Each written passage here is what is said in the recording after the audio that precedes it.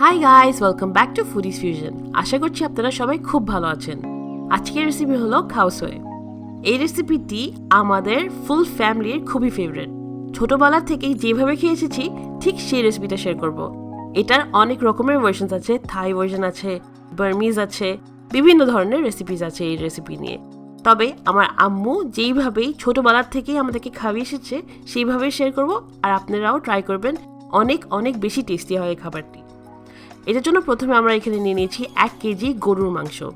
আপনারা চাইলে অন্য কোনো মাংসও নিতে পারেন। ছোট ছোট করে এইভাবে কেটে নিয়েছি, ভালোভাবে ধুয়ে একটা ছাঁকনির মধ্যে নিয়ে পানিগুলিকে সব ছেঁকে নিয়েছি। এবার এই মাংসটাকে আমরা একটা হাঁড়ির মধ্যে দিয়ে দিচ্ছি। বোনলেস মাংসই ভালো হয় খাওয়াসের জন্য, তবে আপনারা চাইলে হাড্ডি যুক্ত মাংস নিতে পারেন। আবারও পিসেসগুলি কতটুকু ছোট হয় দেখাই দিল। দিচ্ছে এখানে প্রায় 1 কাপ পেঁয়াজ। পেঁয়াজটাকে এরকম করে স্লাইস করে নেওয়া হয়েছে। পেঁয়াজের পর দেওয়া হচ্ছে এখানে 2 চা চামচ আদা রসুন বাটা এবং দিচ্ছে এখানে পোস্তদানা বাটা প্রায় 2 টেবিল চামচ। পোস্তদানা বাটাটা আপনারা আইদার ব্লেন্ডারে অথবা এমনি শিলপাটায় বেটে নিতে পারেন। এবার এখানে দেওয়া হচ্ছে গরম মশলা, দারচিনির টুকরা এরকম ছোট ছোট পিসেস হলে প্রায় 4-5টা দিবেন, আর যদি একটা বড় পিস হয় তাহলে একবার একটা দিবেন। প্রায় 5-6টা এলাচ, লবঙ্গ, গোলমরিচ এই 2টা মশলাও দিচ্ছে এখানে প্রায় 10-10টা করে। দেয়া হচ্ছে এখানে 3 থেকে 4টা তেজপাতা, তারপর 2 চা চামচ জিরা গুঁড়ি, 2 চা চামচ ধনিয়া গুঁড়ি, লাল মরিচের গুঁড়ি দিচ্ছে এখানে প্রায় 3 টেবিল চামচ, তবে আপনারা ঝাল কম খেলে একটু কমিয়ে নেবেন। প্রায় 1/2 কাপের মতন তেল এবং লবণ 1 টেবিল চামচ। হাত দিয়ে এবার সব কিছু ভালোভাবে মাখিয়ে নিতে হবে। হাত দিয়ে মাখাবেন অথবা চামচ দিয়ে, তবে হাতের মাখা রান্না অবশ্যই বেশি মজার হয়। খুব ভালো করে মাখিয়ে নেবেন যেন প্রত্যেকটা মাংসের গায়ে মশলাগুলি ভালোভাবে লেগে যায়।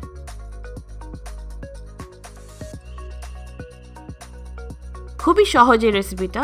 এবার সবকিছু মাখিয়ে নেওয়ার পর এখানে দিয়ে দিচ্ছে প্রায় 1/2 কাপ পানি। আপনাদের হাতের মধ্যে যে মজার মশলাটা আছে সেই মশলাটাই এই রান্নার মধ্যে দিয়ে দিবেন। এইবার রান্নাটা শুরু হয়ে যাক। চুলার মধ্যে দিয়ে দিচ্ছি প্রায় 20 মিনিটের মতন এটাকে ঢেকে রান্না করে নিব। 20 মিনিট পর ঢাকনাটা খুলে নাড়ি চাড়িয়ে নেবেন। দেখছেন নিশ্চয়ই অনেকটা পানি এখনো রয়ে আছে এবং মাংস কিন্তু এখনো একদমই কাঁচা। এইভাবেই ঢেকে ঢেকে আমরা মাঝে মাঝে ঢাকনাটাকে খুলে নাড়িয়ে মাংসটাকে রান্না করব। এর ছাড়া এর বেশি পানি কিন্তু প্রয়োজন হবে না, মাংসটাই অনেকটা পানি ছেড়ে দিবে। নিশ্চয়ই এখন দেখতে পাচ্ছেন পানি আরো বেশি বেড়ে গেছে। মাংসটাও কিন্তু এখন পর্যন্ত 50% রান্না হয়েছে। আবারও একটু নেড়ে দিচ্ছি, তারপর ঢেকে রান্না করব আরো 20 মিনিটের জন্য। এখনো কিন্তু অনেকটা পানি রয়ে গেছে, কিন্তু উপর দিয়ে তেল ভালোই ভেসে উঠেছে। আর একটুক্ষণ রান্না করতে হবে, কারণ মাংসটা এখন প্রায় 80% হয়েছে। এখন শেষবারের মতন ঢেকে নিব। ঢাকনাটাকে খুলবো, আর এখন আপনারা নিশ্চয়ই খেয়াল করবেন যে অনেকটা তেল বের হয়ে এসেছে, পানি অনেকটা কমে গেছে। মাংস একটা চাইলে ভেঙে দেখবেন একদম গলে গেছে। যখন এই পর্যায়ে আসে তখন নেক্সট স্টেপ, এই মাংসটার মধ্যে আমরা মজাদার একটা কোকোনাট ফ্লেভার দিব। সেটা করার জন্য আপনারা চাইলে ফ্রেশ কোকোনাট মিল্ক নিতে পারেন, তবে আমার মতন লেজি মানুষরা যারা আছেন তারা ক্যানের কোকোনাট মিল্কটা ব্যবহার করবেন। আমি 3টা ক্যান নিয়েছি এখানে। তবে আপনারা কোকোনাট মিল্কের ক্যান যদি না খুঁজে পান, আর যদি আপনারা দোকানে দেখেন কোকোনাট মিল্ক পাউডার, তাহলে সেটা ব্যবহার করবেন। প্রায় 4 টেবিল কোকোনাট পাউডার মিল্ক নেবেন, ওর মধ্যে 3 কাপ পানি গুলিয়ে নেবেন, আর তারপর ব্যবহার করবেন। এখন এটাকে মিশিয়ে নিব। প্রায় 10-15 মিনিট ভালোভাবে এটাকে ফুটিয়ে নিতে হবে। যখন দেখবেন যে ভালোভাবে এটাকে ফুটে গেছে, সুন্দর একটা বলক চলে এসেছে, আর ঝোলটাও ভালোই ঠিক হয়ে গেছে, তখন এটাকে চুলা থেকে নামিয়ে নেওয়ার পালা। নিশ্চয়ই খেয়াল করছেন কালারটা কি সুন্দর হয়ে গেছে, উপর দিয়ে তেল আবারও ভেসে উঠেছে। এবার চুলা থেকে এটাকে নামিয়ে নিচ্ছি। আমাদের বিফের যে কারিটা সেটা পুরোপুরি রেডি। এখন আরও কিছু স্টেপস আছে। এখানে আমি নিয়ে নিয়েছি তেঁতুল, 1/4 কাপের মতন হবে। দিচ্ছি এখানে ফুটন্ত গরম পানি প্রায় 1.5 কাপ। এই তেঁতুলটাকে পানির মধ্যে আমরা প্রায় আধা ঘন্টা রেখে দিব। তারপর ভালোভাবে এটাকে ছেঁকে নিব, আর যেই পাল্পটা বের হয় সেটা আমরা ব্যবহার করব। তার ছাড়া লাগছে আমাদের এখানে ফ্রাইড রসুন। আমি প্রায় 4-5টা রসুনের কোয়া নিয়েছি, স্লাইস করে নিয়েছি আর তেলের মধ্যে ভেজে নিয়েছি। ভেজে নেওয়ার পরে এরকম মুচমুচে আপনারা রসুন পেয়ে যাবেন। এটা কিন্তু আমরা গার্নিশের জন্য ইউজ করব। এছাড়া আমাদের লাগবে হচ্ছে এখানে জিরা পাউডার, একদম ফ্রেশ চুলায় তেলে নেওয়া যে জিরা পাউডার আছে সেটাই লাগবে। আমি এখানে একটু বেশি করে বানিয়ে নিচ্ছি, তবে আপনারা চাইলে শুধু 1-2 টেবিল চামচটাই ভেজে নিতে পারেন। আমি প্রায় হাফ কাপ জিরা পাউডার বানিয়ে নিচ্ছি। তাওয়ার মধ্যে ভালোভাবে এটাকে গরম করে নিব, তারপর ব্লেন্ডারে পিষে ইউজ করব। সময়ের কারণে আমি আপনাদেরকে ব্লেন্ড করাটা দেখাচ্ছি না, তাহলে ভিডিওটা খুব বেশি লম্বা হয়ে যাবে। তার ছাড়া লাগবে এখানে শুকনো মরিচের গুঁড়ি, একদম ফ্রেশ শুকনো মরিচের গুঁড়ি। এখানে আমি প্রায় 10-12টা শুকনো মরিচ নিয়ে নিচ্ছি। এটাকেও আমি ভালোভাবে প্যানের মধ্যে টেনে নিচ্ছি। এরপর এটাকেও আমরা ব্লেন্ড করে নিব। এইটার প্রসেসটাও দেখালাম না, শুধু দেখিয়ে নিলাম যে এইভাবেই শুকনো মরিচটাকে প্যানের মধ্যে ড্রাই রোস্ট করে নেবেন। এছাড়া আরও সামান্য কিছু উপকরণ লাগবে গার্নিশের জন্য, আমি রেসিপির শেষে আপনাদেরকে দেখিয়ে দিচ্ছি।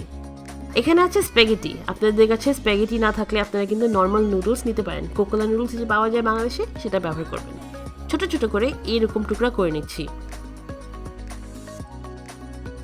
এইভাবেই ছোট ছোট পিসেস করে নেওয়ার পর এটাকে আমরা ভেজে নিব। নিশ্চয়ই খেয়াল করে দেখতে পাচ্ছেন কতটুকুন ছোট পিসেসগুলি হতে হবে।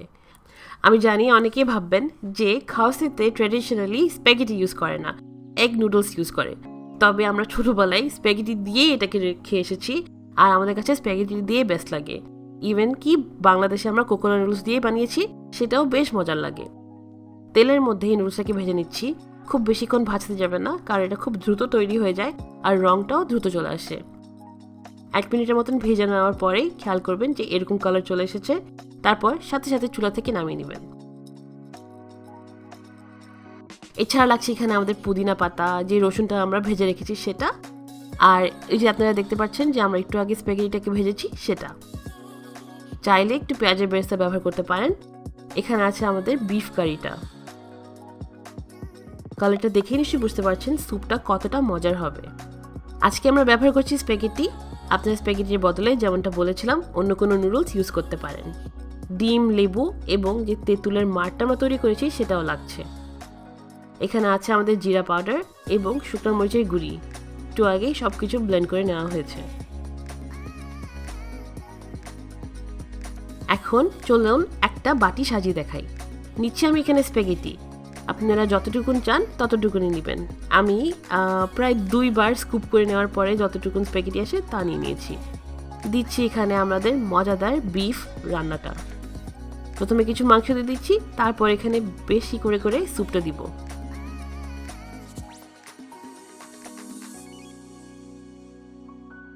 এবার দিচ্ছি এখানে আমরা উপর দিয়ে জিরার গুঁড়িটা। তারপর নিচ্ছি শুকনো মরিচের গুঁড়া।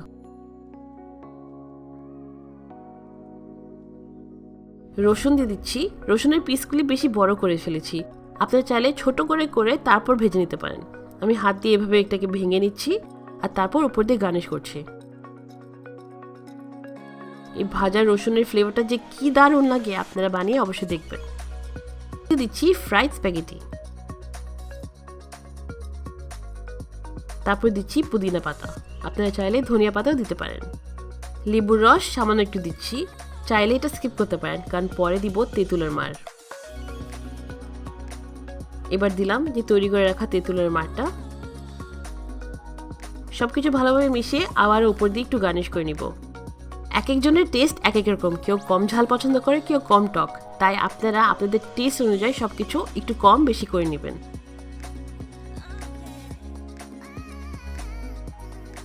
আমি উপর দিয়ে কিছু কাঁচা পেঁয়াজ, আলুর চিপস এবং লেবু আর ডিম দিয়ে দিব। চাইলে আলুর চিপসটা ঘরে তৈরি করে নিতে পারেন অথবা দোকান থেকে কিনে। আশা করি আজকের রেসিপিটা আপনাদের ভালো লেগেছে। পছন্দ হয়ে থাকলে অবশ্যই লাইক করতে ভুলবেন না, শেয়ার করতেও। আজকের জন্য এতটুকুই। সবাই খুব ভালো থাকবেন, and thank you so much for watching.